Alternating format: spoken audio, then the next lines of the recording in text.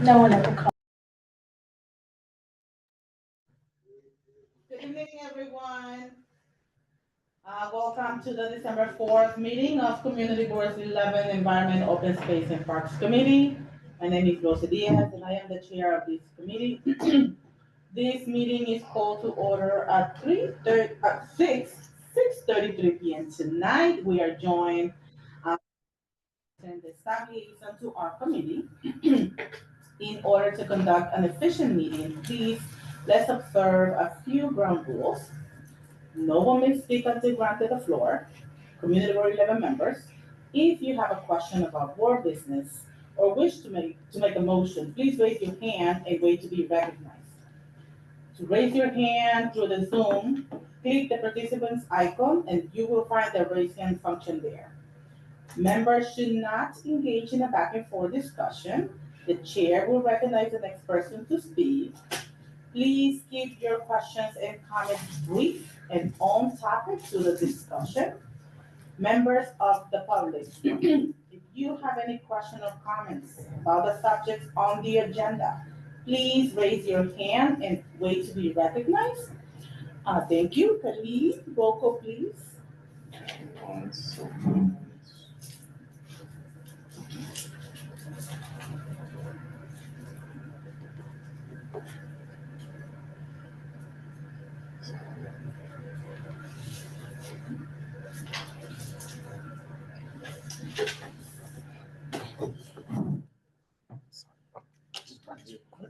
All right, members, there are 11 committee members, 6 are needed for quorum.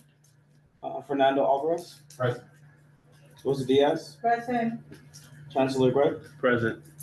Connie Lee. Present. Malik McCullough. Samantha Perdero. Present. Marina Phillips. Debbie Quinones. Present. Russell Schuler. Present. Agatha White keeps rejecting to be promoted to panelist. Agatha, can you accept the panelist invite, please? Sorry, yes, present. Can you hear me? Thank you. Michelle will start. Thank you. Thank you so much. And with that, we will proceed with the next item of the agenda, the adoption of the agenda.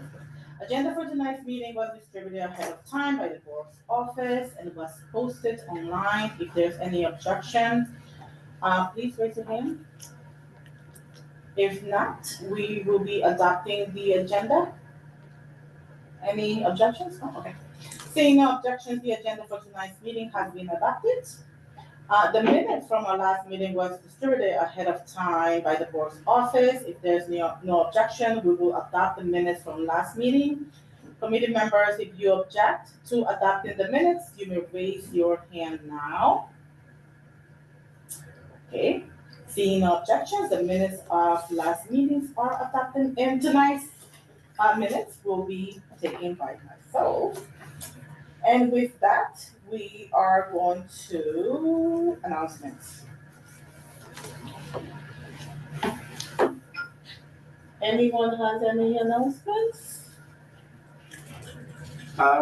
Sure, I'll announce something. If you guys can't see me, hello, my name's Lexi. I'm with Partnerships for Parks with New York City. So I support different community members who might be here today with park activations, whether that's cleanups or anything. Specifically, I put some flyers about Mulch Fest. So if any of you have trees, Christmas trees, holiday trees, rather than throw them out, you can bring them to several different parks and turn them into wood chips. So it's just a great way to eliminate waste and meet different people as you go and bring out your tree. And then there'll be different places to pick up mulch or soil. So if anyone wanted to spread some mulch in the garden, there will be different places to pick up mulch. There's a lot of information on the park's website. Rosa, if you want, I'm happy to give out my contact information. Sure, my contact information is my email. You can spell it out. Okay. Spell it out. Okay. It's Alexander, Alexander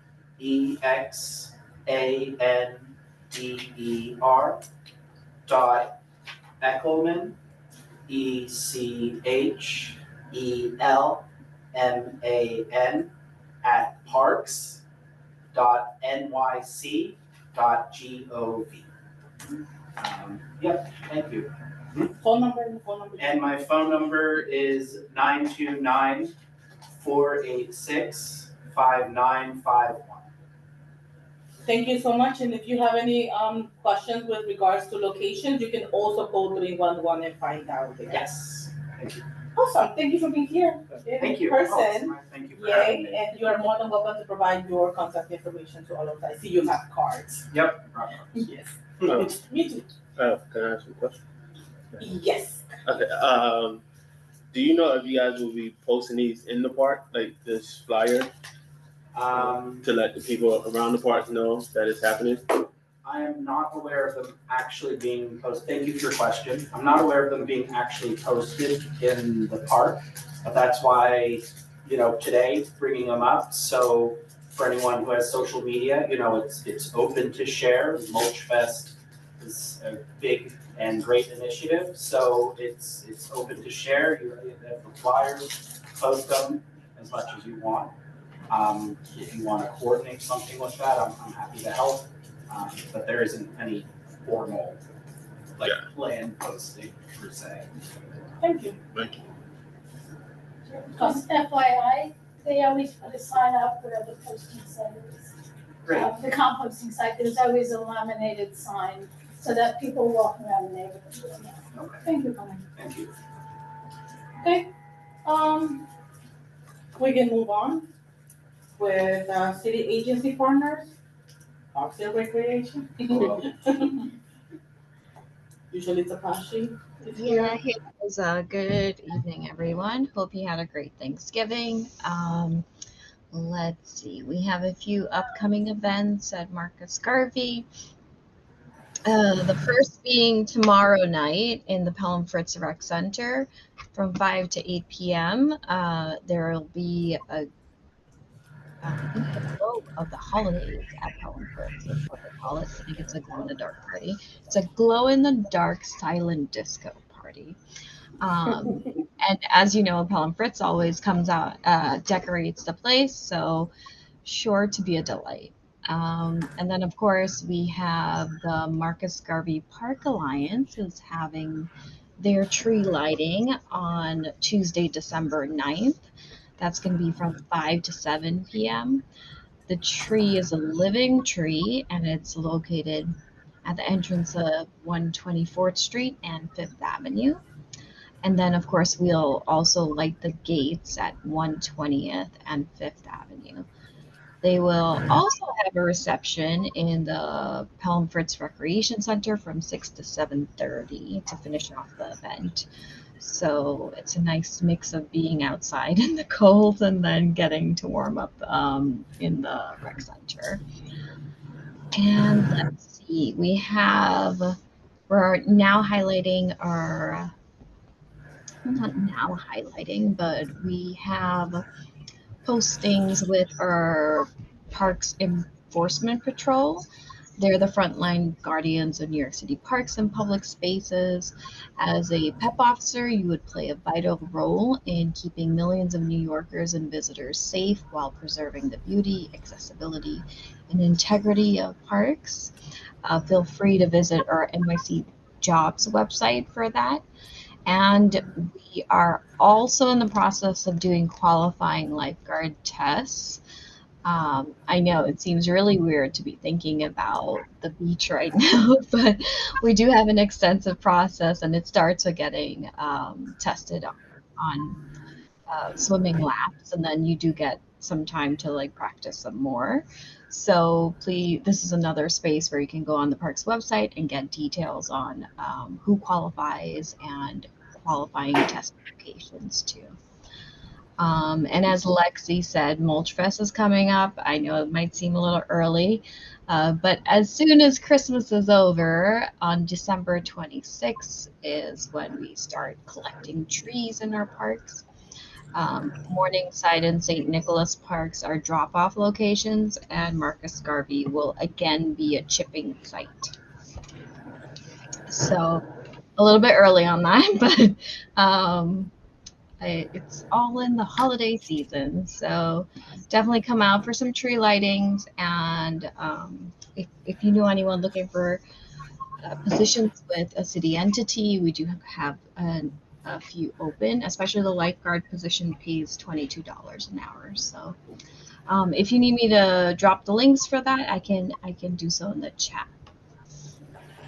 That'd be great. And then I see Dave Salerno is on too. He's also with Parks, so Yeah. looking forward to see Matt. So. All right, I guess, Rosa, should I go real quick? I'll do Randall's update, and then I'll toss it to Matt if he's got anything else. So just real quick, a couple of things. December 1st, our grass fields closed for the season. So the grass athletic field, soccer, baseball, softball, so we can start our off-season prep on those. Dates for people to know if they're interested in spring athletic field permits is December 30th. That's when the portal opens for new permit applications. So if anybody's interested in getting a new athletic field permit for the spring, December 30th, you'd apply through the New York City Parks Department website. So that's always a really popular season. So just be aware of that date. And then just in terms of job postings for the Randall's Island Park Alliance, we usually start posting them the beginning of the new year. So if people are interested in that, and in January, I'll update with more specifics, but something to keep your eye on. They're posted on randallsisland.org. And then just a couple of events. It's December, so it's not the busiest time, but we are having a winter wreath workshop December 13th from 12 to 2. It's going to be at Icon Stadium in the classrooms at Icon Stadium. There's a registration link on the randallsisland.org website. I'll drop it in the link.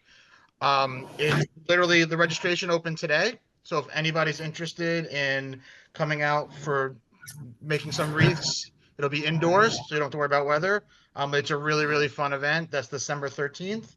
And then the Christmas bird count, which is December 14th at 9 a.m. to 2 p.m. Also meeting at Icon Stadium, but then going obviously out in the park. So that's kind of helping do the Christmas the count of birds around the city for the winter. And the registration is through the New York City Bird Alliance. Again, you can get to the link through our website, randallsisland.org. And then we have some of the ongoing community events at the farm in our natural areas that are usually Wednesdays and Saturdays, and you can go. All of that is in the same area. So that's about it for December. Happy to answer any questions if anyone has anything. Yes. Yep. What time is the December 13th event? The wreath event? Yes, please. The wreath event is 12 p.m. to 2 p.m. And I'll drop the link to that. That one's really cool. I will drop the information page into the chat for that one. Okay, and everyone is welcome, including children? I don't even know. Yes. Yep. There's just a registration so we know how many people. So we just ask people to register through the website just so we know how many people are coming. Okay. It is free for the community, Yes. correct? Yep. Okay, anyone have any questions? Okay, good. Right. Thank you. Over to All right. Good evening, everyone. Just a couple other quick comments on Mulch Fest. If for some reason people don't have the ability to bring their tree to a park, they can always set their tree out at the end of the holiday season, and sanitation will pick it up for composting as well. The Mulch Fest details and sanitation tree details are still kind of being worked out. Or the actually information is not even actually posted on the park's website yet. So as we get that information, we'll make sure to pass it along to the board. And then another event we wanted to highlight And this is along with Lexi, actually, Friends of Adam Clayton Powell on December 20th. We'll be doing a cleanup along the malls there from 10 to 11, meeting at 125th Street. So bundle up, go out and get involved along Adam Clayton Powell malls on Saturday, December 20th. And then we're happy to announce that we have a new district park manager for CB11, John Kovacs. He's on the call tonight. We'd love to have him introduce himself. He'll be joining these meetings regularly to help give parks updates. Of course. I'll turn it over to John to introduce himself here. Of course, thank you. Hi, everybody. Happy holidays. I'm John Kovacs, new park manager in District 11. Previously, I was a park supervisor and a urban park ranger in Manhattan. So it's good now to be a manager with the maintenance and operations team. So I'm looking forward to working with everybody and looking forward to all the events coming up this holiday season. So feel free to, you can reach out to me as well about any cleanliness or operational needs in the district as well. Absolutely. Would you like to provide your email for everyone that is here in person? Sure, yeah. Yeah, I could do that. Would you like me to spell it out again? Yes, please spell out your Yeah. email and Okay. phone number. Sure, it's Jonathan, JONATHAN .Kovacs, KOVACS at park.nyc.gov. And my number is 929-481-2382. Any questions? Can you spell the last name again? It's KONVCS? Yeah, it's KOV as in Victor, A, B as in cat, S as in Sam. Okay. Thank you. Thank you so much for You're joining welcome. us. And we'll see you next month too. Great. Okay. Anyone? Yeah, I think that's it for parks. Thank you guys so much. And we're moving on with Department of Sanitation. No? Someone has their hand raised, Mark Shiflett, but I don't know who they are. Sorry. I don't even see it. Mark, you have the floor.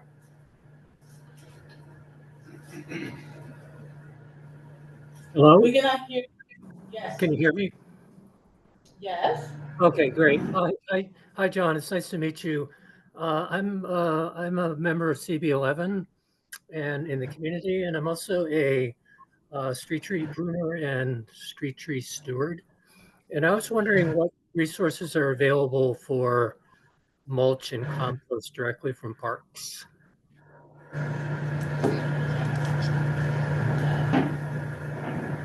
Well, if anyone can answer that. Mark, I can help answer that. So it's best to email us offline and we can see what we might be able to provide. We do sometimes regularly have a pile of mulch staged in Marcus Garvey Park that with coordination you might be able to take a little bit from. But also as Mulch Fest comes in a few weekends from now, people can come and grab bags of mulch as a resource as well. Right. Yeah, I'm above 125th Street. And normally I work with Parks Green Thumb out of the Harlem Rose Garden to get assets for street trees. But it would be nice to have some. Yep. Excuse me? How about connect with me and I will connect you with everyone that you need to speak to because we have an agenda, okay? Thank you. And if you need my email is eosp@cb11m.org. C as in cat, B as in boy, 11, M as in Mary.org. Thank you. Okay, so do we have anyone from the Department of Sanitation? No. Okay, do we have anyone from the Department of Environmental Protection? Okay, so we are moving on with parks advocacy groups. Usually Jennifer, okay. Okay, so we are just going to move on with the presentation. Okay. Okay. A preference of where I should sit? You can sit right here at the table. Okay. Let's Great. go. I'm at the table. Yes. Hi everyone. Thank you. Yes, Natalie from Beyond Plastics. Thank you so much. Okay. Thank you so much for having me. Let me just share my screen.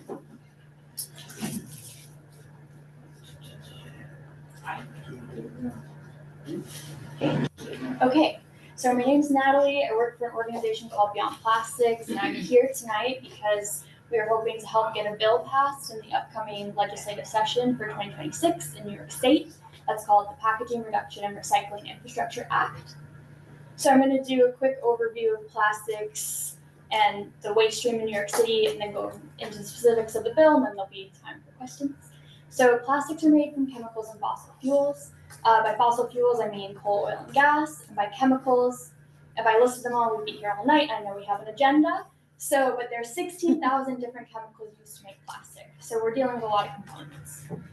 Plastics are very hard to recycle. Part of that is because we are dealing with numerous components that all have different needs, chemicals that melt at different temperatures, that kind of thing. Almost impossible to design an effective system. Another reason that they're hard to recycle is nearly half of the plastics produced every year are for single-use packaging, which means our systems are getting inundated with this material. And that leads us to having a national recycling rate that is less than 6%. State by state, it's a little bit different, but it kind of across the board is incredibly low. So a lot of people think of the environment and the oceans when they think of plastics. 15 million tons of plastics enter our oceans every year. It's about 6 trucks every minute. And another place that plastics are entering is our bodies. So these are 2 petri dishes that display micro and nanoplastics that have been found in the human body. A slew of studies have been coming out that show plastics are in our brains, our heart, liver, kidneys, both reproductive systems, the bloodstream, name a human body part.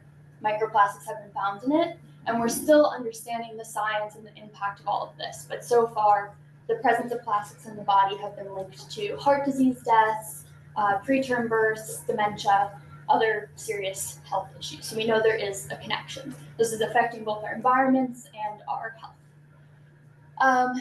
And now I want to talk a little bit about the New York City waste stream. So New York City, actually, I meant to correct that, my bad. So New York City spends $500 million a year on waste exports. That's just trucking our waste. And most waste transfer stations are actually in the South Bronx, the neighboring neighborhood, which means a lot of that truck traffic is going through this neighborhood and this community. Of that waste stream, of our New York City waste stream, 40% is plastics and packaging. So a lot of the stuff that's in our waste stream doesn't need to be, right? We could design better packaging, keep it out of our waste stream. And like I said, waste transfer stations located out throughout the city, lots of packaging, lots of truck traffic, lots of emissions. New York, the state, has the most incinerators of any state in the country. We have a total of 10. And all of these incinerators are located in environmental justice communities. So environmental justice is a movement rooted in combating the racist and unjust distribution of environmental hazards. And these communities face higher rates of cancer, asthma, childhood leukemia, low birth weight, other serious health issues, not to mention the devaluing of property, and then the mental stress and anxiety of dealing with environmental hazards. So huge issue. We're now going to turn to the hopeful part of the presentation, and there's a lot more to say on this, but for time, we're just going to keep it there. So we have a chance to change some of this in New York State by passing the Packaging Reduction and Recycling Infrastructure Act. So this bill would establish a statewide extended producer responsibility program for almost all packaging, and it does four main things. I'm gonna walk through each of them. So the first is it would reduce plastic use and production. So any company that makes more than $5 million in sales or produces more than 2 tons of packaging annually must first reduce plastic packaging by 30% over 12 years. This would kick in incrementally. And then reduce all secondary packaging by 50%. This is the packaging consumers never see. It's what's used during shipping, processing, that kind of thing. So that's really trying to get companies to move towards more reusable, circular structures. And then the third is to require 75% of the remaining packaging to be reused and or recycled by 2052. And this is not just for plastics. This is also for cardboard, aluminum, glass, etc. So this will also save taxpayers money. Companies covered under the law will pay fees to cover the waste management of their packaging. Now there are exemptions. So this bill, we worked heavily with industry. It was revised 27 different times to try and make sure a bill that was fair towards industry, but also to communities. And so this is a full list of exemptions. Also, I will make these slides available. So I'm not going to go through them all. But again, any company that makes less than $5 million in sales is not affected. We really did not want to affect small businesses. Medical companies are also exempted. Okay, so just a note on affordability. So we did a report in 2025 that found in the first 10 years, this bill will save the state over, I think, $1.3 billion. Oh yeah, this is there. With New York City saving $818 million. And this report only looked at the cost saved by reducing the exports. So it doesn't look at the health cost saved, it doesn't look at the environmental impacts, it's only looking at the movement. So the savings will actually be much higher. Consumer Reports, which is a independent consumers bureau, found there's no evidence that extended producer responsibility policies for packaging result in higher prices for consumers. There are over 1 billion people in the world living in countries or places that have extended producer responsibility policies for packaging. The US just happens to be very behind. And then USDA, so packaging makes up less than 2% of the cost of an item. So we're also looking at a very small amount of what we're paying is what packaging costs. So because affordability is a really important part of this for us, we want to make sure we're not, putting in expenses or increasing expenses for community members. So number 3, this bill will ban the 17 most toxic chemicals currently used in packaging from being used. My 3 favorites are formaldehyde, PFAS, also known as forever chemicals, and then heavy metals such as lead. These are currently used to make plastics. This will ban them from being used in any product sold in New York. And then number 4, it establishes a strong definition of recycling. So companies cannot count incineration or chemical recycling towards recycling rates. Basically, this just means that when you put something in your bin and you send it to your recycling center, you can trust that it's going to be recycled at a 75% rate or higher. Right now, we're at a 6% rate.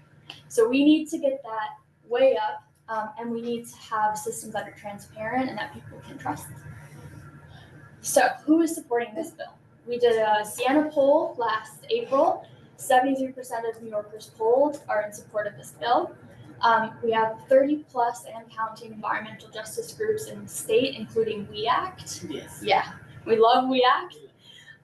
300 civic, environmental justice, health, and community groups, including the NCAA New York State Conference, NYPIRG, League of Women Voters, American Lung Association, American Academy of Pediatrics, 130 faith leaders, the city council, the mayor, incoming mayor, association of counties, and then community boards, counties, towns, and counting. So our ask of Community Board Manhattan 11 is if this feels in alignment with your community is to pass a resolution of support and send it to your state legislators. So this bill did pass the Senate last year. Both Senator Serrano and Senator Clear are co-sponsors and they voted yes on the bill. And then it didn't make it to, we ran out of time in the assembly So it didn't go for a vote, but Assemblymember Gibbs and Wright are both co-sponsors. However, we want to continue for this to be a priority for them. We really want to get this passed, and this has the potential to affect everybody in New York. So yeah, that is my presentation. I just want to thank you all again for your time, and I'd love to answer any questions and also hear feedback. We're always wanting to hear more feedback from community members. So yeah, thank you. Thank you. Yeah, anyone, that was a lot to digest. Yeah, sorry, I know, I just thank you, and do send that slides, because I will definitely share it out too. Yeah. Does any member have any question?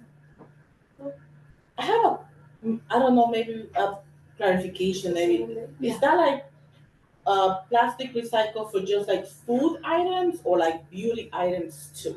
Yeah, so it would be, wait, let me make sure. Yes, please. Yeah, no, it would be for any product that is sold in New York that uses plastics, except for what's on the exemption list. So yeah, it would also be for beauty products. So all the companies that make over $5 million. Yeah. Okay. Yes. Thank you. So- Greg? So with those exemptions, like, what's that number, right? Like, if what's the big number, and then with the exemptions, what's the percentage of that? Like, how much of it doesn't make a difference? Okay, got it. So just to make sure, what is the number of companies affected by this bill? Yes. Is that okay?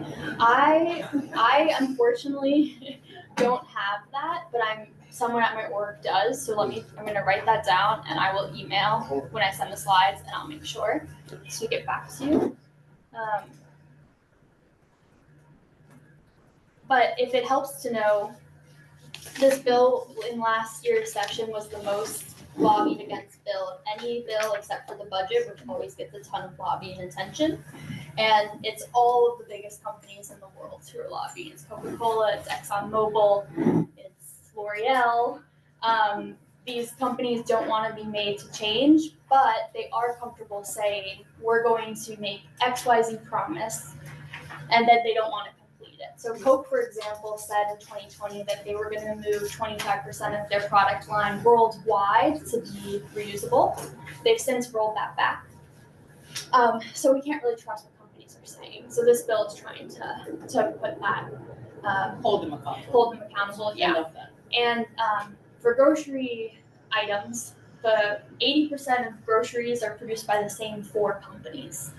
So again, this bill is really trying to get at the big fish, not the little fish. But I'm going to get you those numbers.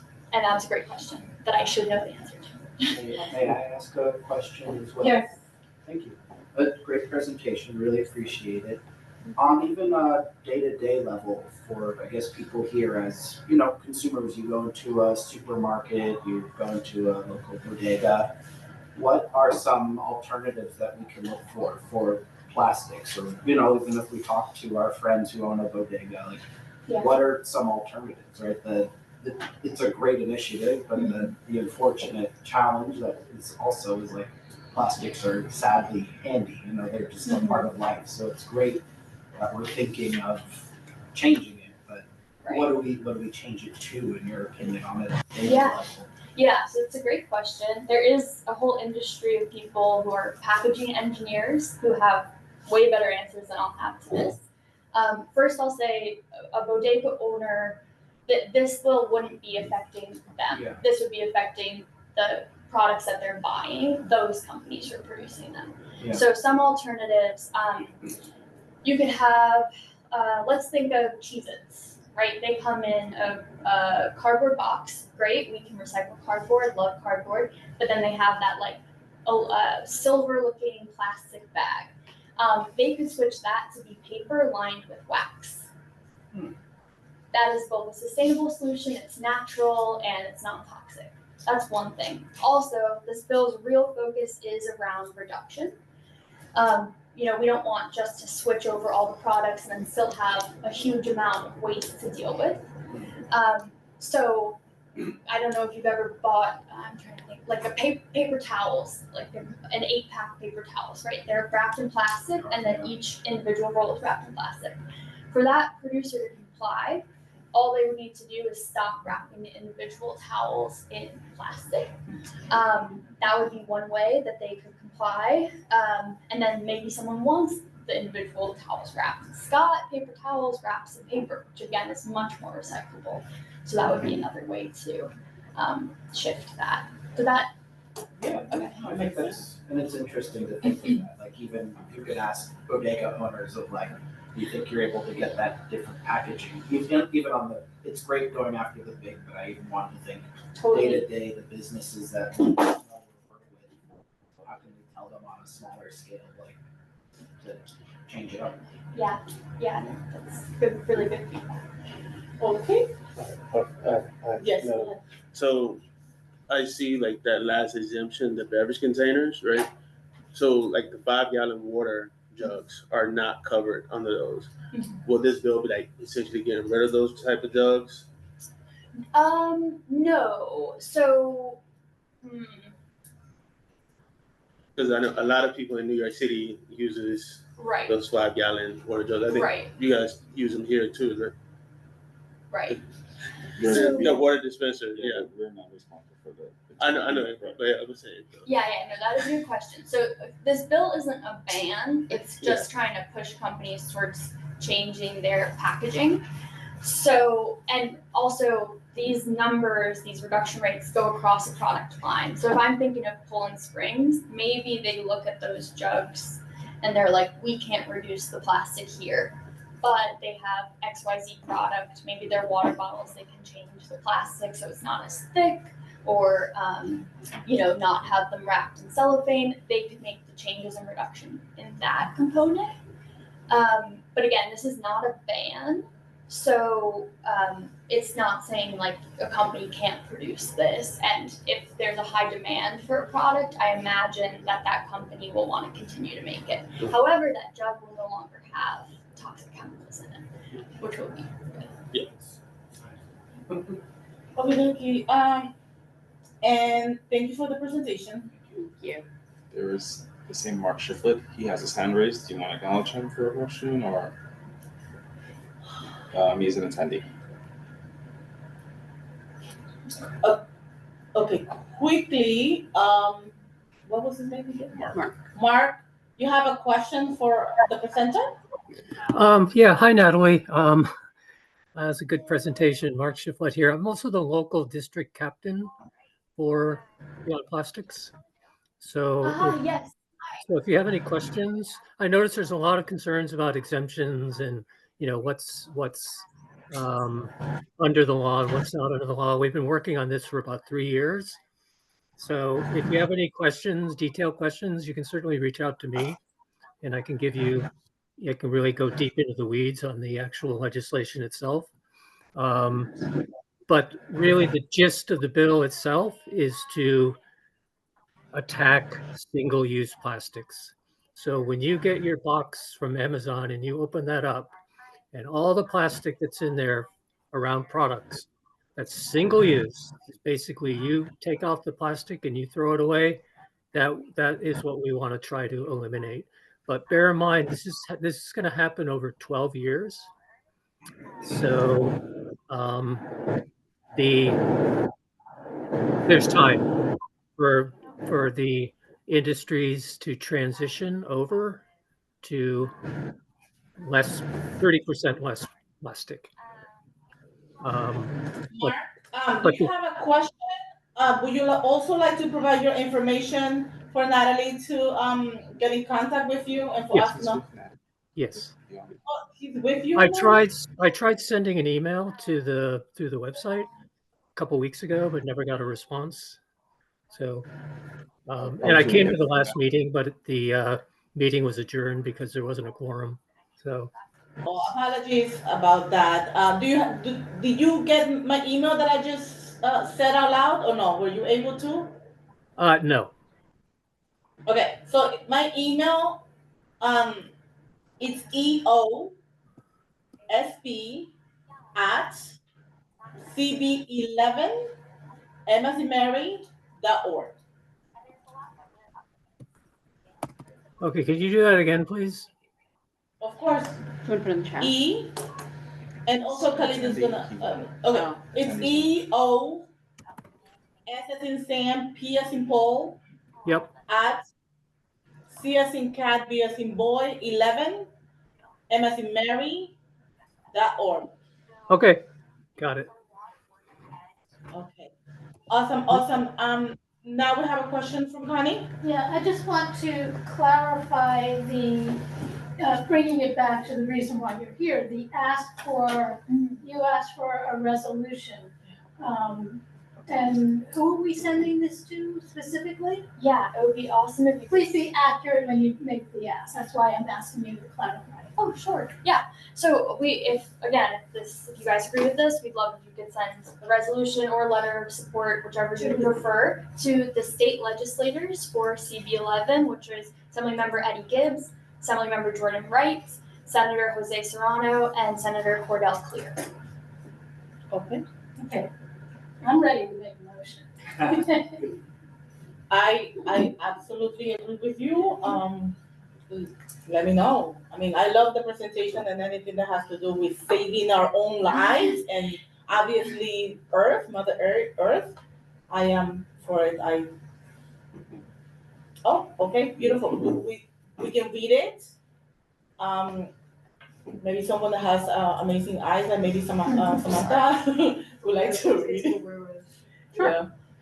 Whenever you're ready, Samantha, read it for everyone on Zoom, and then we can vote at the end. Okay. Regarding support for the New York State Assembly and Senate to pass the Strong Packaging Reduction and Recycling Infrastructure Act.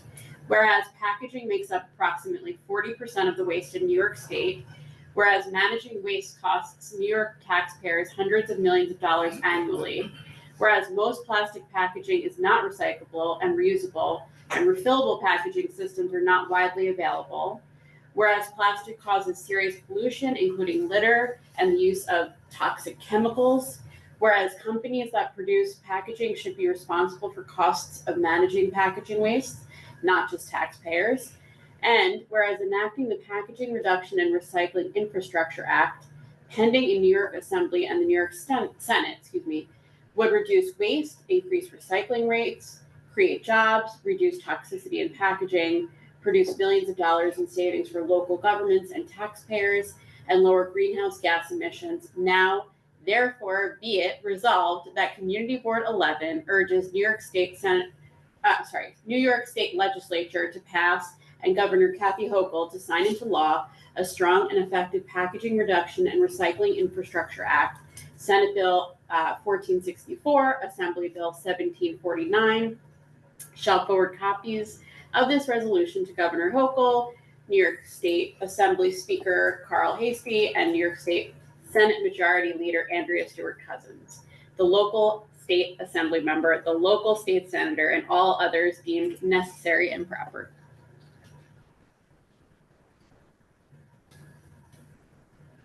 Is there anything else to comment? Yeah. Okay, I am ready to take the motion. I'll put forth a motion to provide, what is the name of your company? Sorry. Beyond Plastics. Beyond Plastics, that we will provide this resolution and send to our elected officials stated. I'll second. Samantha seconds. Whenever you're ready, no rush.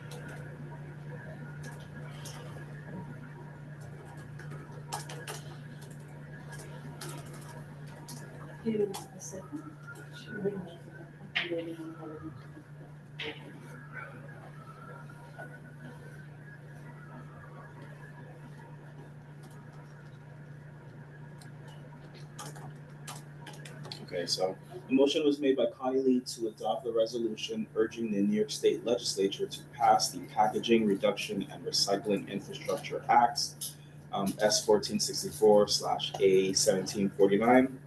The motion was seconded by Samantha Cordero.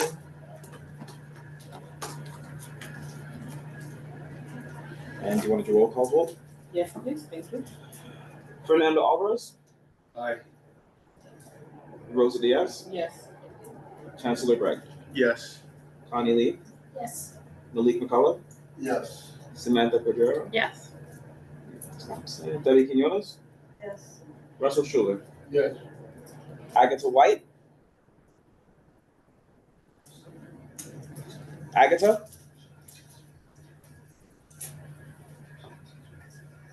circle back.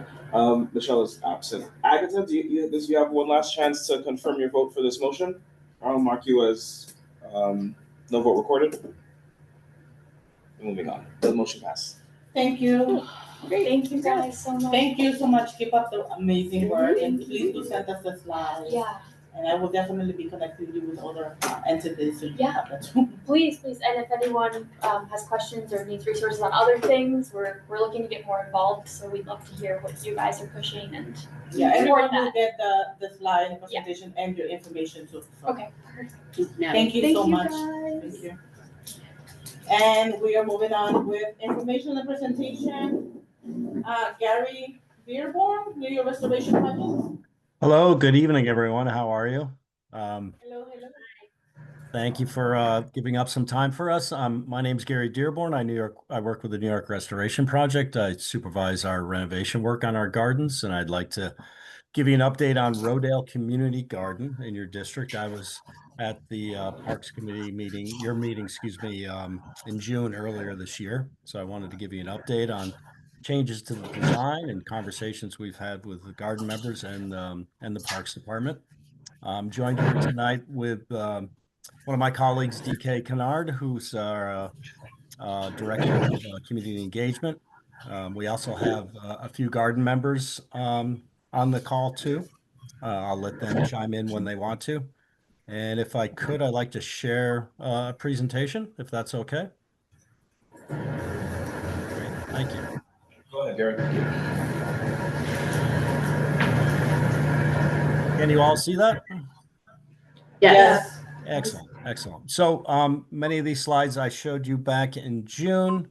This is a joint NYRP Parks Department initiative to rebuild, renovate Rodale Community Garden. Part city funded, part private funded. The goals are to renovate a 30-year-old plus community garden. We want to respect the original or the current layout and materials. We want to do some focused upgrades. We've heard from folks that they need more space for gardening and growing food. They need space for programming, some of those key elements. We're located this is a through space between East 114th Street and East 115th, just west of Pleasant Avenue, just west of Franklin High School. Just photos of the existing site. Apologize, these are winter shots. It's a much more vibrant and verdant space than these photos. We did a lot of community outreach and kind of visioning and designing in 2024. This year, we returned to the garden quite a bit and did some kind of focused work with gardeners on the structure of the garden group. They've elected a committee. This is a very large membership garden. And so they have a committee of 4 or 5 folks that are that I work with and DK work with. And then that group is a go-between for information to the broader membership to communicate back and forth. And that's been very helpful. The existing garden, north is to the right, 114th Street's on the left, 115th Street's on the right. It has a path that goes right through it. You've probably walked through the garden. There's entrances on both streets. That's pretty unique for a community garden. Wonderful space to walk through, even if you're not a member. And they're very welcoming. The south side of the garden, the south half, is owned by the Parks Department as part of the, and part of the Green Thumb program of community gardens. The north side is owned and held in our organization, the New York Restoration Projects Land Trust. NYRP manages the entire site as a unit. And for all intents and purposes, for garden members, there's no property line boundary in the middle. It's just a community garden. It was rebuilt over 25, probably 25 years ago now, with a kind of a central patio on the south side, a lot of planting, a composting toilet, which has been a great benefit, a shade structure shed, and then as you move towards to the north, towards 115th Street, a series of lower kind of at-grade gardening beds and a central path. And at the very north end at 105th Street, 15th, a nice native planting garden, a really nice, quiet, contemplative space. Currently, there's 18 to 19 lower beds for gardening. That's about 2,350, maybe 2,400 square feet of garden area. Most of the beds are, 8 foot wide by 16 feet long. They're quite large. They're not easily subdivided for other garden members to participate in a bed. So one of the goals of my organization is to standardize the bed sizing and to create more of them so that there's more opportunities for people to garden, more members to participate. This was the proposed site plan I shared with you in June. It proposed 35 beds with a total square footage of just under 2,000 square feet. There's a lot more beds. There's a lot more circulation space around the beds. That resulted in a net loss of square footage. That aspect of this design, gardeners were not pleased with when they looked at it again, when we spoke to them and worked with them again this summer. And they asked us to look at that and change it, to do what we could to get back to as close to as possible the square footage they currently have. We shifted the patio a little bit to the south, but we'll rebuild it. We'll put in a new shade structure, storage for tools, space for picnic tables and seating. They'd like to have a seasonal high tunnel greenhouse, which is an unheated greenhouse where you can lift the sides up, extend your gardening season. We've done that in a couple of our gardens that are really into urban agriculture, and it's been successful.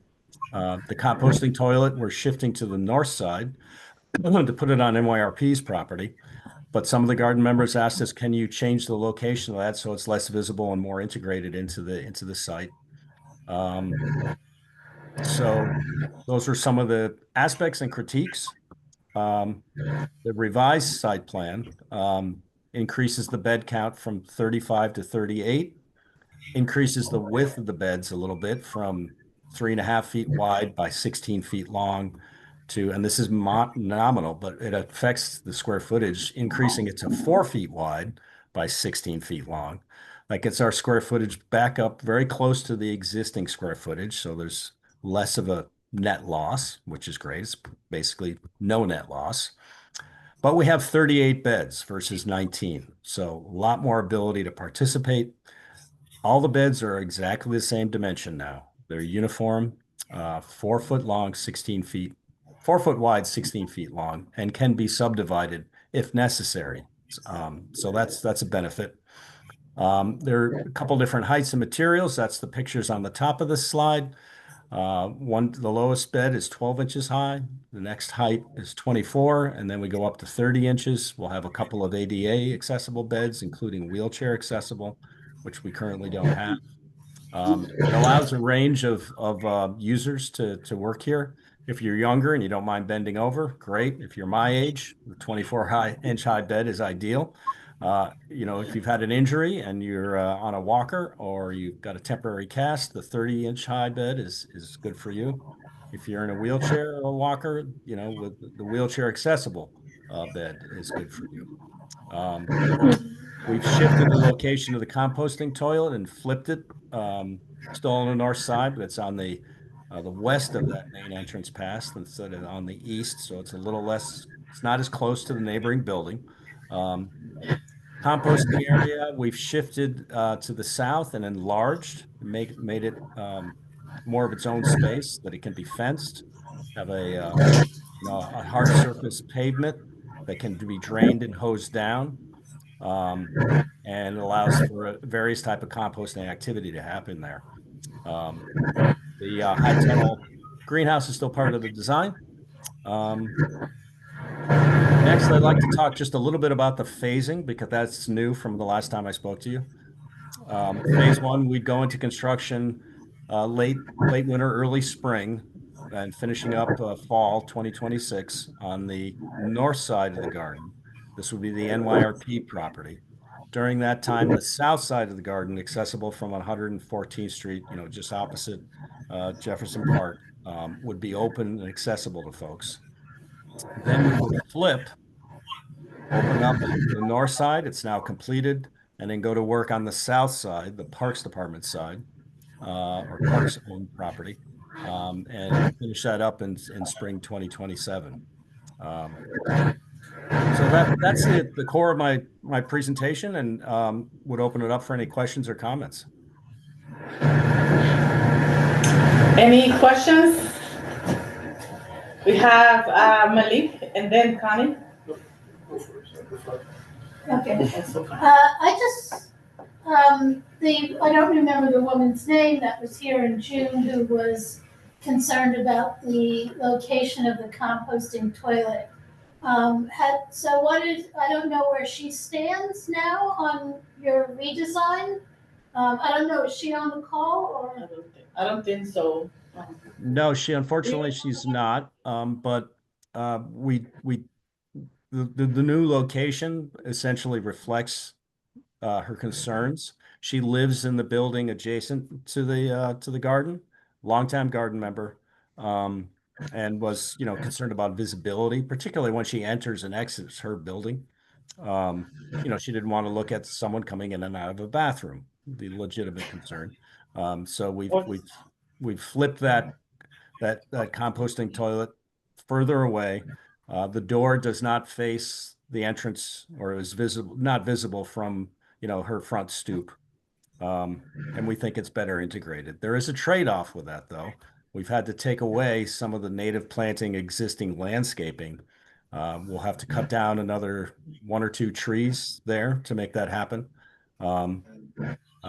Garden members, the entire garden membership did look at this change, the changes I'm sharing with you, and did vote to approve those and support those. It's not that we're going to please everyone, but we're trying to please the majority. And we feel that this concern that had been raised, we have addressed. Yeah, no, I think you have addressed it. I was just wondering if she had any comment on the readdress that you were aware of or that we should know about. I mean, I work through the committee of gardeners that have been designated as the capital projects liaison. That particular garden member is not on that committee. So I would turn to other garden members in DK if you have anything to add to that, but. Okay, thank you. Malik? Sure. Hi, everyone. Good evening. Thank you for hearing us out tonight. This is DK. I am the Director of Community Engagement, and I want to just give a little bit more context. As Gary shared, the Rodale Garden team of our garden members, rather, are in excess of perhaps maybe 50 plus members. And for that reason, a team of 5 members who were selected by the garden members themselves have become the ombudsman, men and women, to communicate the input from the garden to NYRP. Hazel is not on that redesign team, but as Gary shared, all of this information was presented to the entire garden, not only in an in-person meeting, but in their Google chat. So while Hazel did not communicate to us directly, because we speak very specifically with the redesign team and they take all the information back to the garden, the redesign team has not communicated to us any specific communication from Hazel. Okay, yeah, I'm sort of getting that. It just, Hazel's not only a member of the garden, she's a resident of the community adjacent to the garden. So she plays a double role, not just a member of the garden, but she's a member of the immediate community surrounding the garden. I think it's unfortunate that we don't have her on the call. How many, and I have a question. Wait, okay, sorry.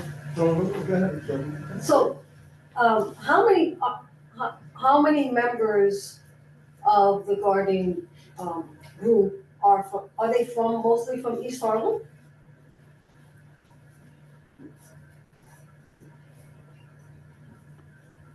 We don't restrict, or preference where you're from to join one of our community gardens. But generally, because in order to be a member, you have to be a key holder and have certain responsibilities to help take care of the space. Our members are in the local area here in East Harlem. But what I'm saying is that it's unfortunate that if you have the selection of a committee that's going to be representing particular issues, that a resident from the neighborhood should be part of that committee, but. We wouldn't know. Yeah. Okay, no, we were just wondering, any other questions? Malik, do you want to ask your question? And then Greg. I have a couple of questions. One, you had a storage unit that was in your earlier design. What are you doing about that storage unit? And then two, in the middle of the garden, there's obviously, it doesn't matter what design, there's a lack of trees and shade. Is there other ways that you're gonna have shading within that area? So those are two different questions. Thank you for the questions. First one, in terms of storage unit, if you're talking about storage for tools and materials and supplies, am I correct? Yeah, yes. Yeah, okay. That's So what we're gonna have storage in the south side. Right behind that shade structure, there's two big vertical prefabricated sheds that we'll have. And on the north side, we'll have a storage tool shed attached, integrated with the composting toilet. So we'll have storage in the north and the south, more than they currently have. Related to shade, good question. The south side of the garden is quite shady. The north side, less so. The middles, you're right, it's very exposed. Sun for growing food is the foremost determinant. In the center, we really want to have as much sunlight as possible for food production. So for shading, to get out of the sun, the north and south is the place to go. On the south, there's a large shade structure, open air canopy. And on the north, we're going to have an arbor, kind of like an overhead trellis that's attached and integrated with this compost toilet shed. That'll have shade as well. And just to the north, as you move towards 115th Street, there's a landscaped area.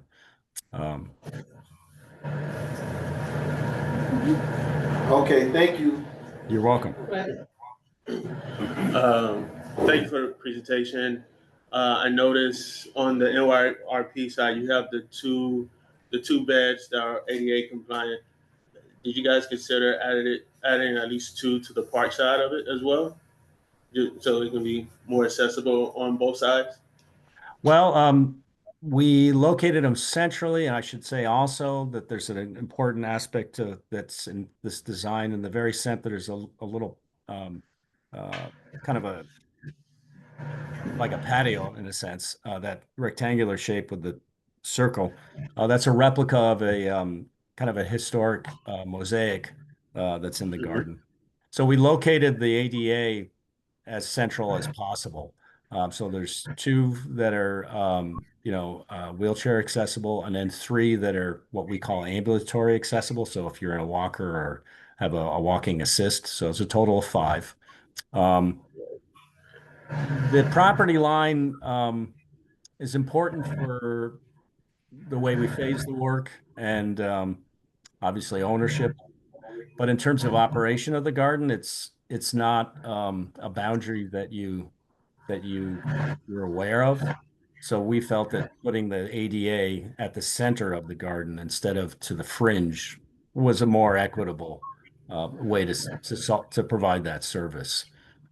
So to answer your question, no, we are not proposing ADA beds on the Parks Department side, simply because for garden members, they could care less who owns it.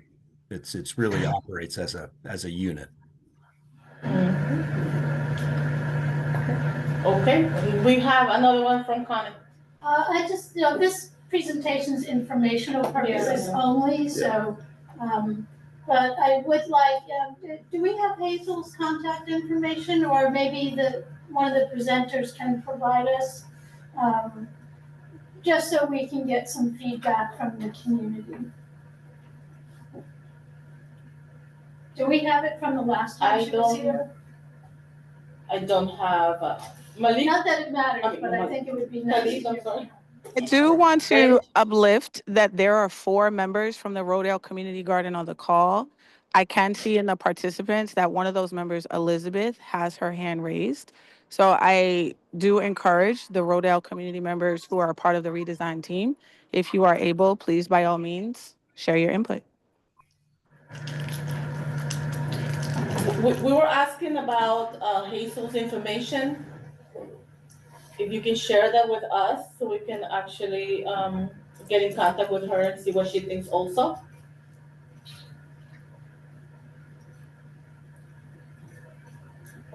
I'm sorry, I'm traveling and you're breaking up. I heard Hazel, but that's all that I heard. We can share no that problem. information, but I do think it's important that you listen to the garden members that are here tonight as well. Sure.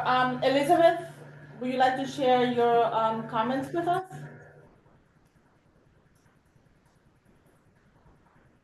You're muted.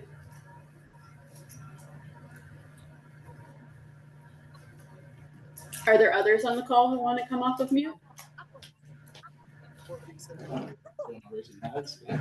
Somebody's off mute though. Okay, thank you for the presentation. We'll follow up with that contact information. Thank you very much. We appreciate your time. I cannot see the name. I see Sanchez.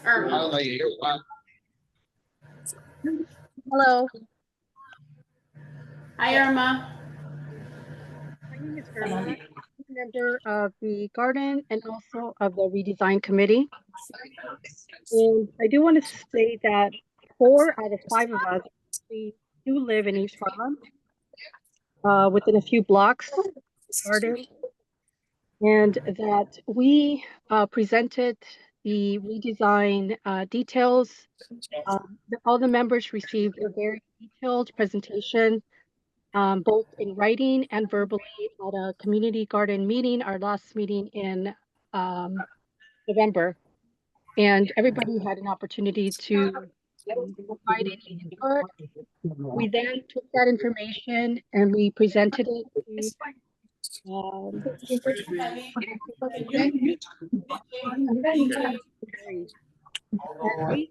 input. Gary went ahead and made some changes, which included some of the changes he reviewed tonight. That included providing more bed space.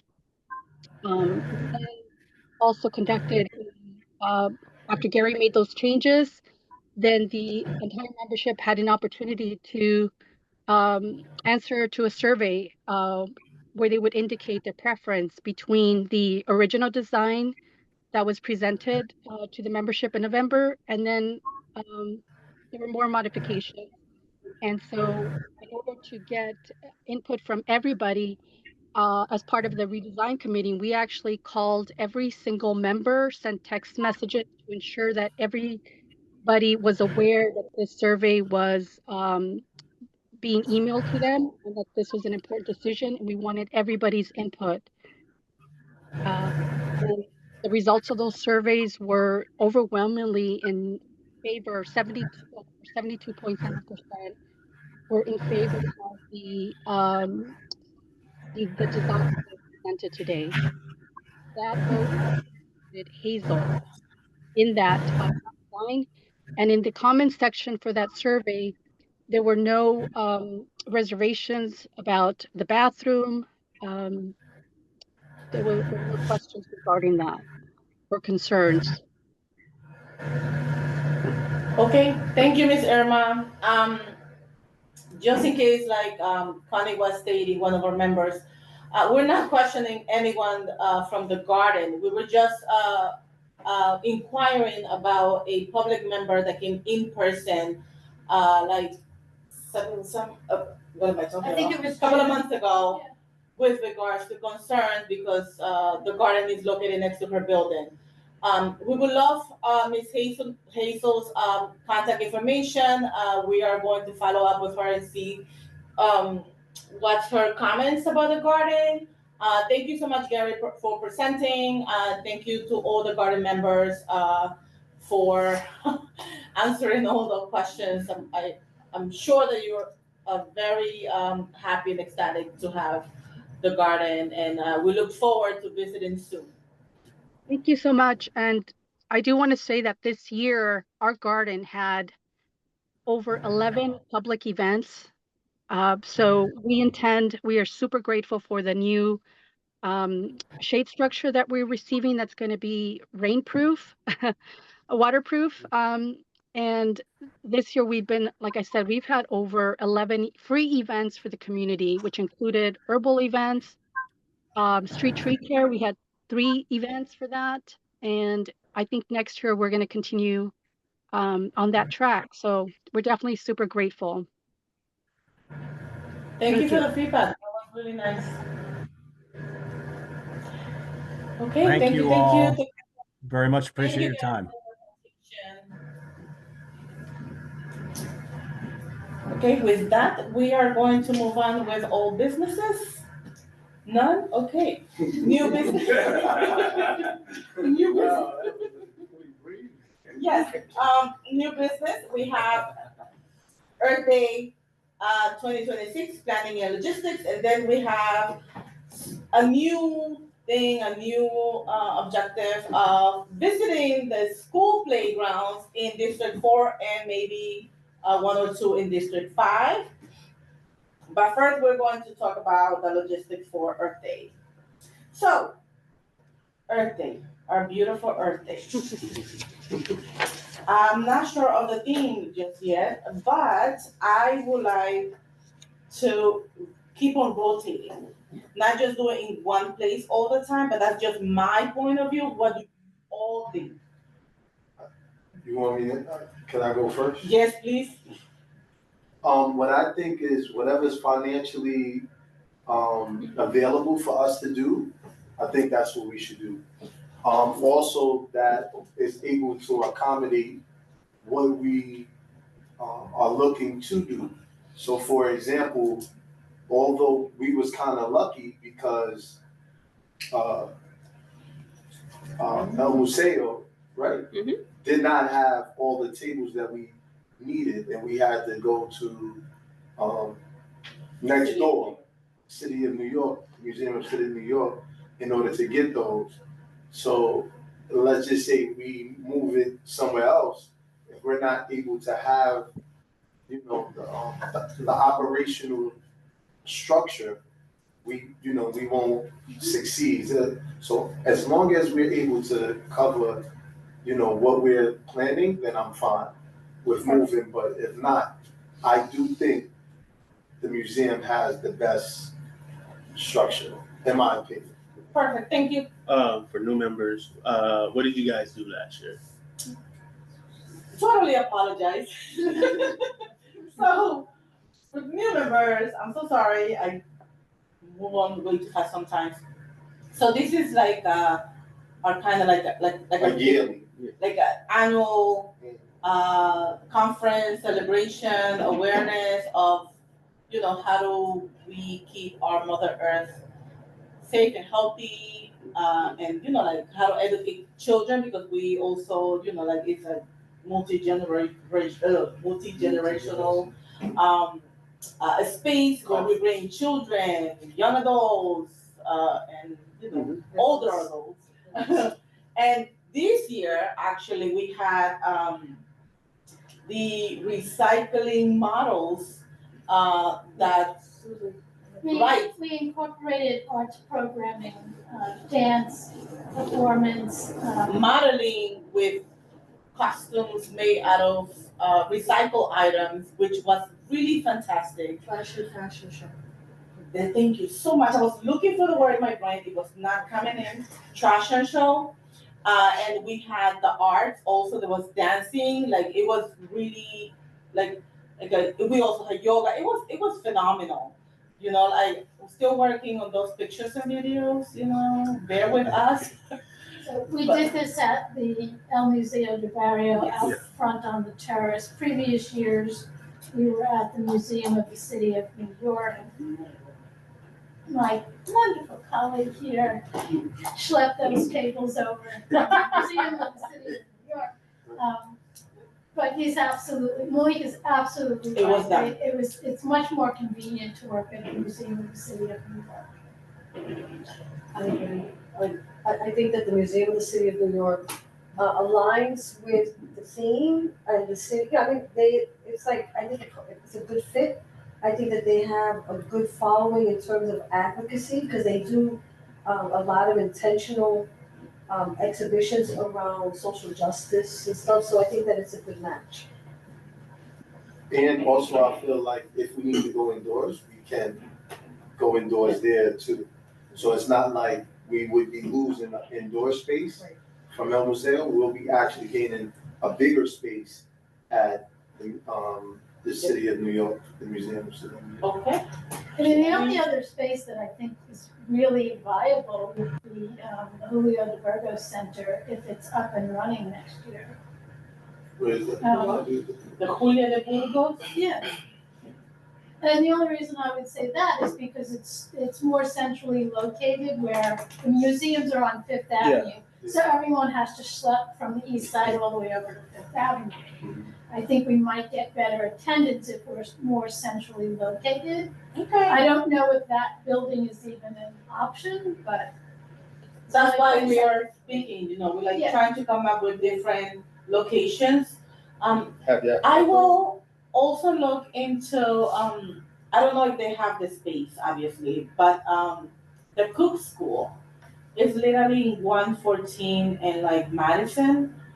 So I don't know, I haven't been inside. They have Madison, it's half projects, right? On Madison. Yeah, in front of it. Yeah, it's doable. It's just a big space. I think that it'll put more work on our programming, whereas compared to the museum, we already have stuff already going on, that people can kind of go into. But yeah, and the Julia, I don't know in terms of the size. Right, that's why we are going to, I think that's why we're brainstorming on different locations and then each of us maybe meet up or something to go into these spaces to see if they have tables, if they have chairs, if they have microphone, so we can come next month and actually. Two things. Well, one thing, I know you have a question. I just wanted to say, Earth Day, specific day, okay, for everyone, is April 22nd, 2026. What day of the week is that? A Wednesday. And the theme is. The theme is planet versus plastic. Right. Oh, specifically plastic. Yeah. So we can bring these guys in as educational awareness. And Happy to help in any way, or do you guys? that's an opportunity to bring in the Planet versus plastic. So that's a yes from you, so we can start It's you up right 100% now? Okay. yes, yeah. So we already know we have one presenter. Is this event, sorry, you had a question. It's fine. Have you guys thought about using one of the parks, like Marcus Garvey, using the the amphitheater or the gymnasium area as well? We brought that up last year, or somebody did. I think maybe Takashi brought it up. I think it's actually a very good idea, but I also think it's too far away for many of the people who are trying to get there. Yeah. That's like the end of East Harlem, like literally, Yes, and it's like a lot once of. you go over to Fifth Avenue, plus you're going further uptown. Right. It just, But I think it also may also capture people that are just walking by as well. So, or we can go to a different part, or more east, Thomas Jefferson. They have something there. So to piggyback on that, to Malik's point, it also may rain. Like we don't know that how Mother Earth is going to feel that day. And like I think one time we had like a little drizzle. And you know what I mean? Like last year and the year before, it's been luckily fair. Beautifully, not cold, not indoor, outdoor is really the perfect venue for this event. right. That's what we're looking for. Just let me know if you want to do the arch thing again, because that's a lot of coordination and a lot of people. Yes. Trash and fashion is a no-brainer. Susan Stair does that over and over and over again. She's one of the members of Art Lives Here. It's not a problem. But all the other things, I'm sure I can get them to come back out. But maybe this time we can get more people.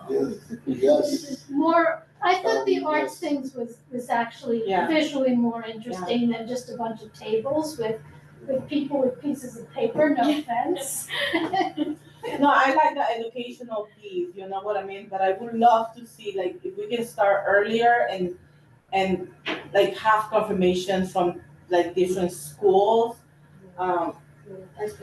We had the little ones, who came and did little hats, and they were just walking by. No, there were some. There was one group of little kids, and they came up the stairs, and they're like, the teachers were like, "So what's happening here?" I know we actually had District 4 and District 5 little kids. I think targeting target as a target audience, the schools bringing their sharing their projects was a wonderful idea because they really worked on it. They had pride in it, and then to have it done in a space where other people kind of get excited because it's outside of the classroom. So I think that's the target audience. So why didn't that happen last year?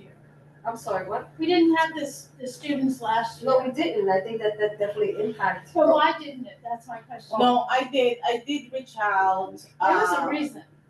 I did reach out, but so it was the was it spring break? It was the No, it was not. The education committee helped with us, youth and education committee. So helped in previous years. So if we could bring them back in, if they're interested. Well, part of that was Rosa too, and when but if we have a realistic plan, like now, like how we created, right, exactly. Let's reach out. Let's just say January. We have Fernando over here, my boy. He's a good resource right here. Yourself, and then we can just talk to some of the CBOs. But if we just create just like a small paragraph of what we're doing and what time we need them, and just send it out. I think if we send it out in January, latest February, then we should be good for April. So next month will be our planning, like putting together the whole. Yes, but everyone has like a little homework, whatever ideas, suggestions, just let's communicate.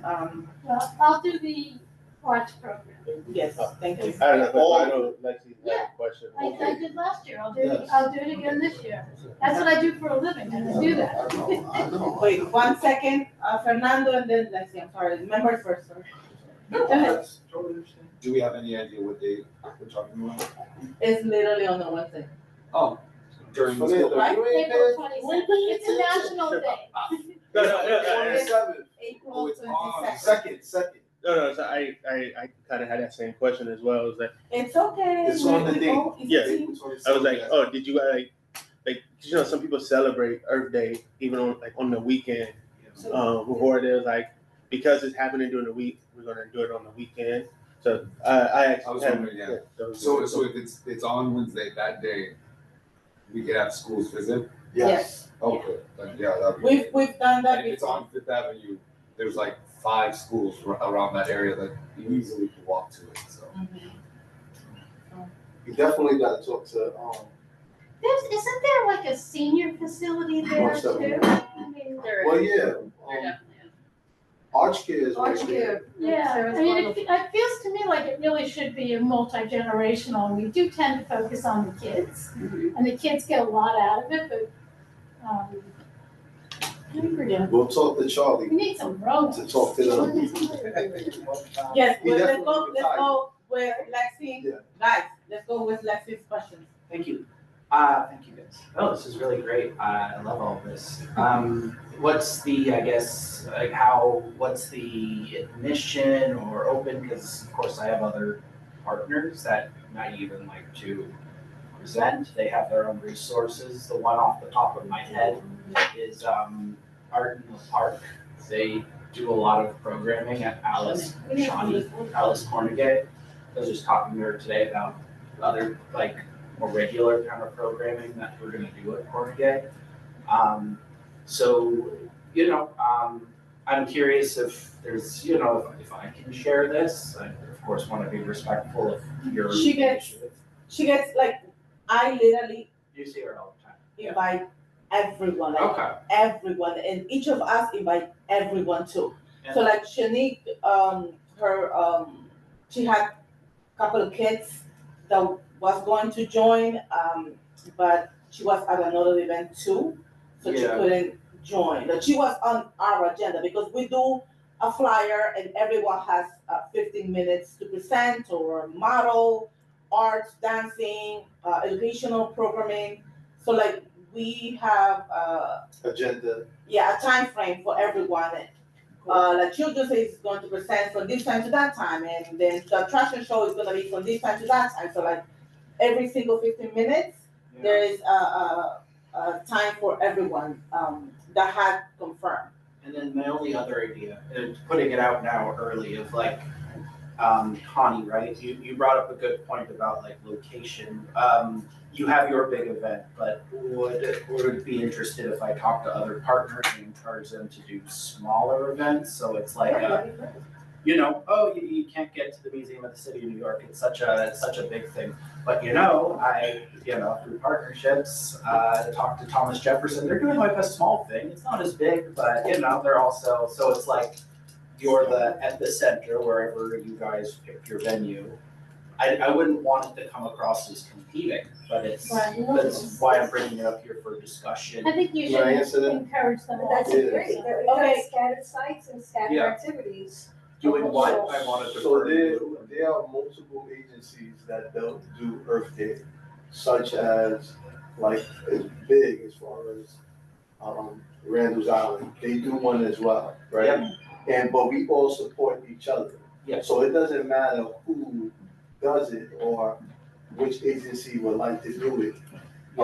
We all would like to support one another because the ultimate goal is, trying to protect the earth. So. Right. And educate everyone on how to To meet answer each your other. first question, it's free to come. You didn't answer his question. He asked how much it costs. Yeah, I was like, I'll put it in I get a newsletter I do monthly. Yeah. I can put it in my newsletter. Thank you. We'll talk, the idea I have, we could probably brainstorm at the next meeting. Yeah. But maybe, like, if possible, it would be interesting to have each part do something and then within that week. So you have the entire week is Earth Day, and then you have, you know what I mean? So you have Jefferson on Monday, this one on Tuesday, whatever on Wednesday, and then they can all come to us on that day. Kind And of I like, like that. kind of like Harlem Week. It should be Yeah, gonna be like right, East Earth District Day. 11, Right, Earth Day right, week. So that's when they, So If you want help activating some parks. Right. I can. But we don't, like in Community Board 11, there aren't really very many parks groups. Yeah. You know, there's Marcus Garvey Park Alliance.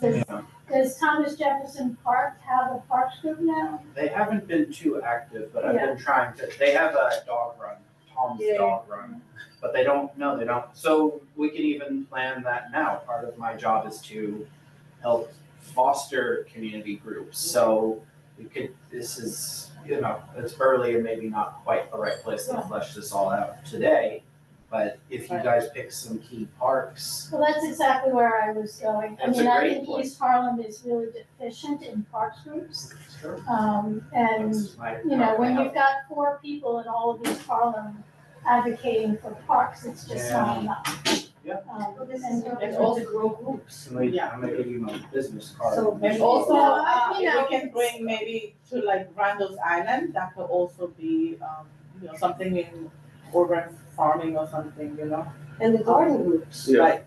Okay, so we are all going to brainstorm in our home. Actually, Debbie's right. The community garden groups, they need to step up and. Right, so this will be an opportunity for us to train them and kind of get them excited about them and then sick them on the elected officials. Just saying. And, yes. I just think it's important, extremely important, because the theme is if it's gonna be planet versus plastics, that it's an educational thing for everybody. So now, we're talking about an event and activities, we should think about how do we impact the schools, kids, community about what this is about. We drafted her in the organization, so we're gonna take full advantage. This is gonna be a win-win. In that way. Yeah. And with Lexi's not really explaining who he is and what he does everywhere in Manhattan. I do everywhere Every in Manhattan. Manhattan. So we can piggyback on that and begin to assist our anchor program person to provide that theme and all the stuff that we need, support that we need. I think that's very important. All right, so we can do that collectively. Okay, yes. Have you guys worked with cafeteria culture before? They're an organization that they work with schools to try and have plastic-free lunch days. I heard you mention wanting to have a component where the schools and kids are involved in that way. I can contact them if that would be of interest. And That sounds really good. maybe that day, the day of the event, maybe they have it be a plastic-free lunch day for the schools in the area. I just think it's important. Your presentation is it's impactful. That's something we need to know. We can't play that down when Lee came up with a fantastic theme. Yeah. No, it's right on time. This is seriously meaningful. We have been traditionally talking about the environment. This is the human body environment. Yeah. So that's 4,000 plastic bottles. Yeah.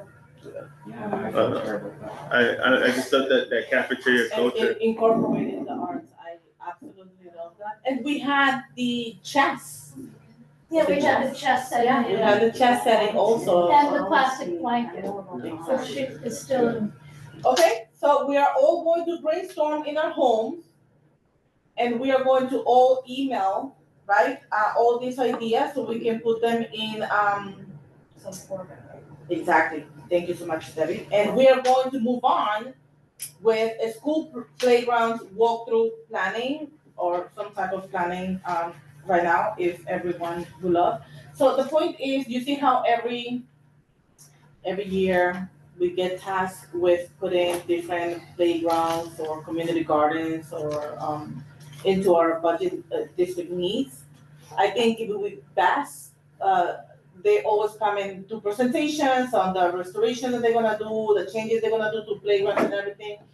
But I think it would be great for us to be proactive and go to the school playgrounds and see what kind of needs they currently have, and like what kind of restoration, like we may even offer our feedback to parks and say, hey, So, school playgrounds are not all cooperative with parks.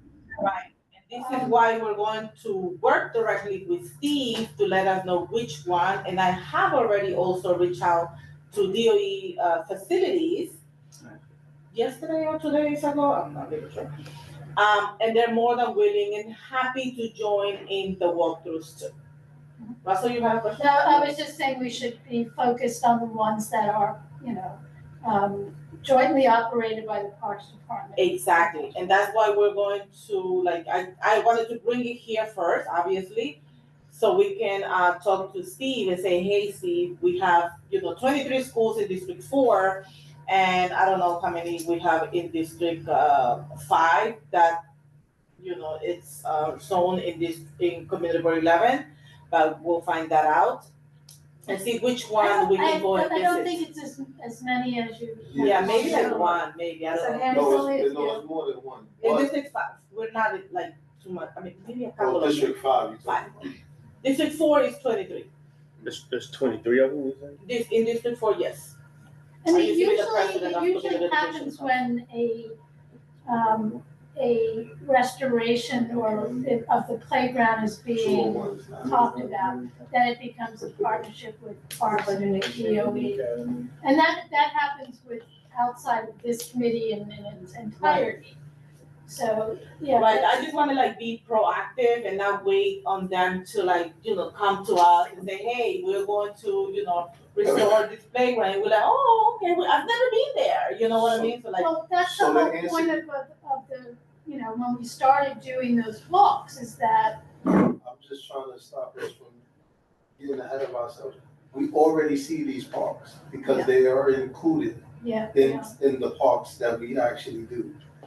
The parks that we have, we included. Like last year, we visit all of the parks. So, yes and no. Yes and no, because we didn't go to let's say it's not hard. Oh my God, sorry. It's okay. I'm not 100% sure on that, but I remember someone asking about the yard or something like that from Manhattan East or something like that. That it is some type of renovation.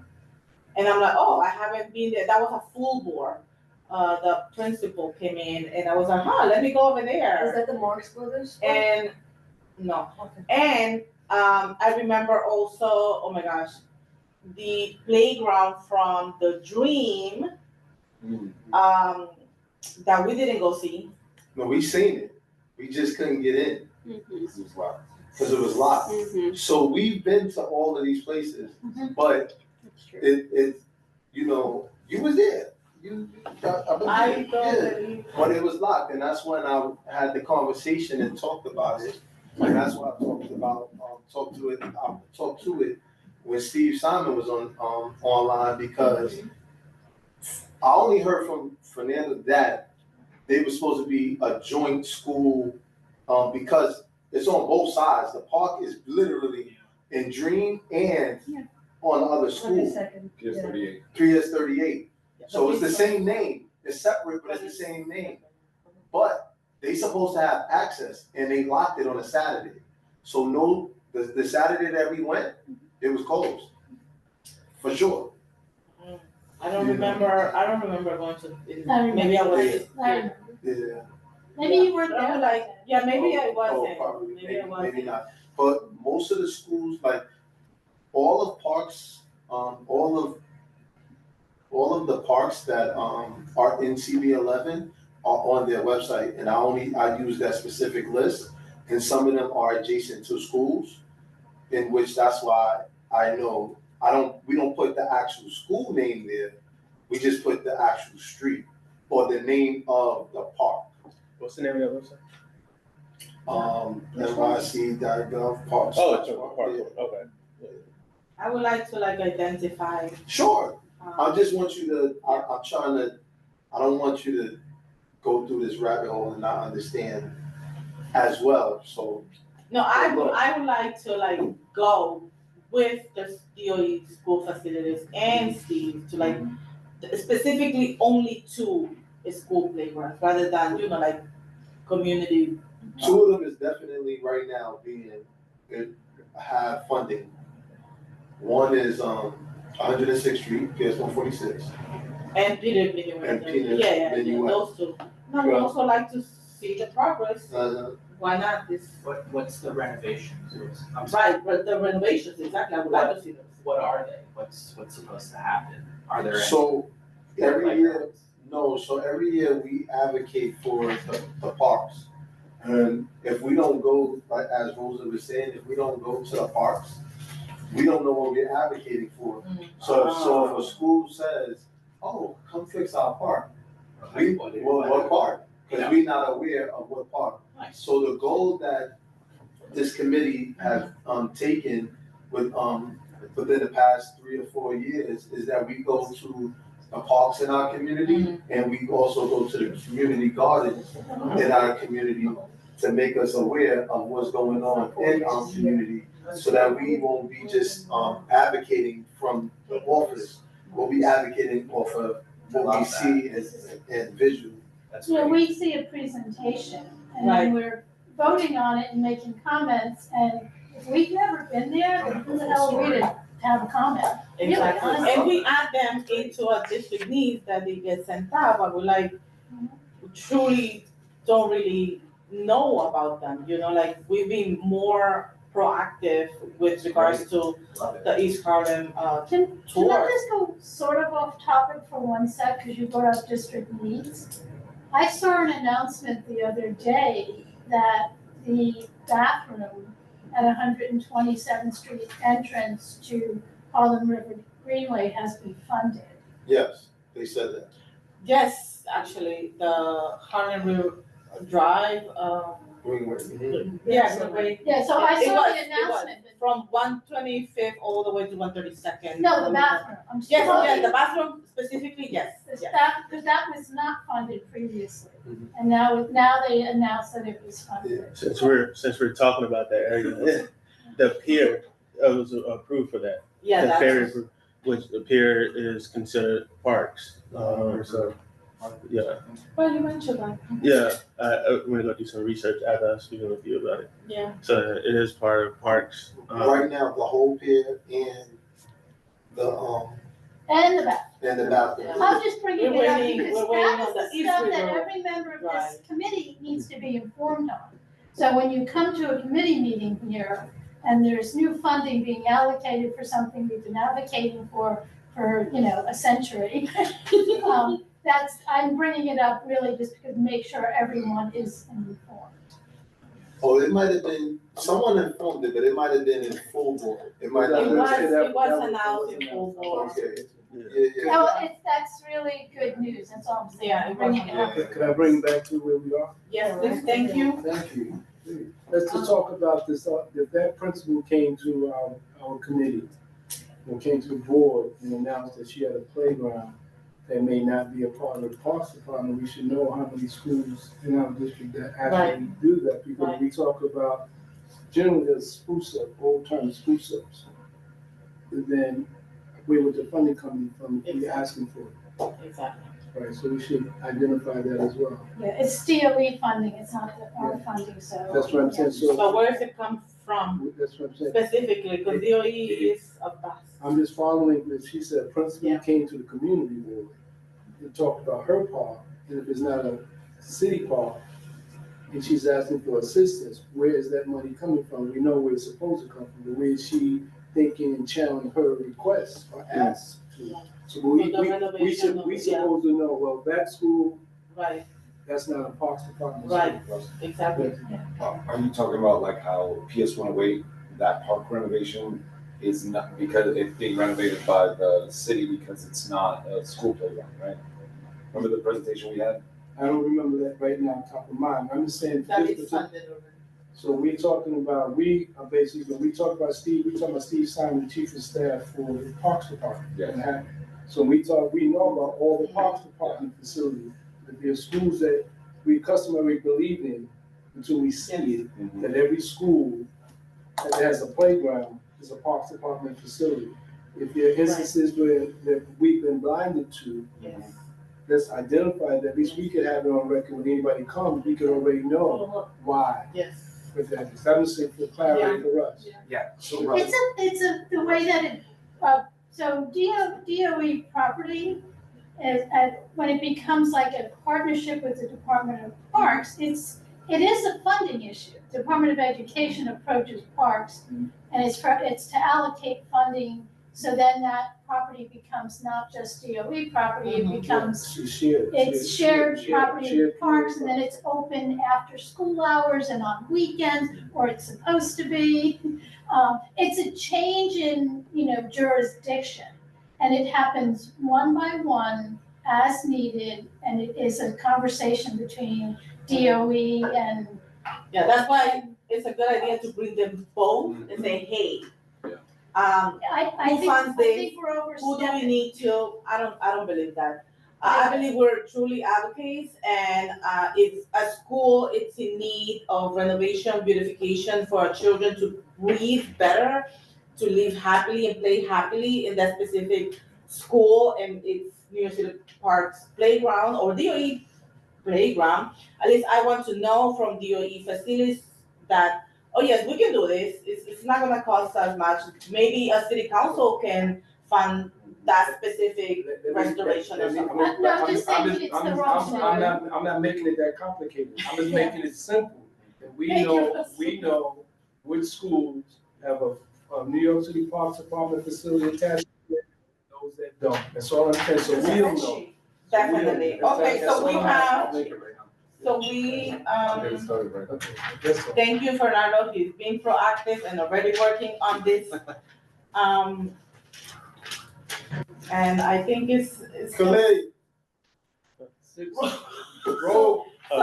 thank you everyone so much. Do you have a question? Yeah, something, is it possible we can talk about this, next meeting?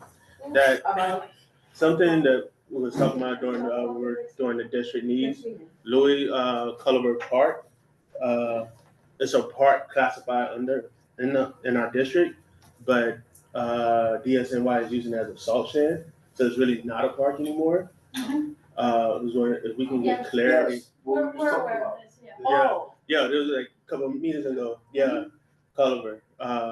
If we can get clarity on that, is it still gonna be classified as a park? Is it not? Right. First Avenue. Yeah, I remember 124. Yeah. 124. Yep. Yes, we have amazing videos. I don't know. I will resend the East Harlem tours that we just did. This time will include the pictures. You send me the information for the parks, Ingrid? I did.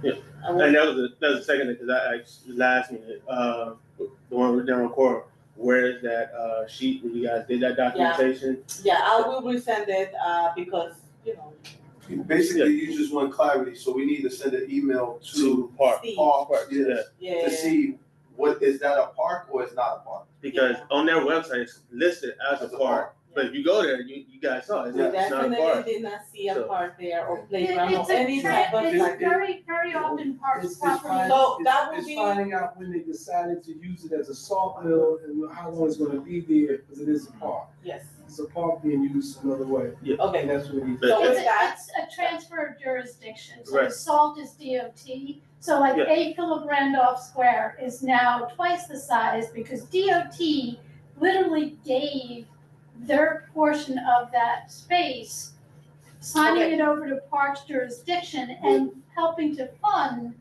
the, rebuild of this site.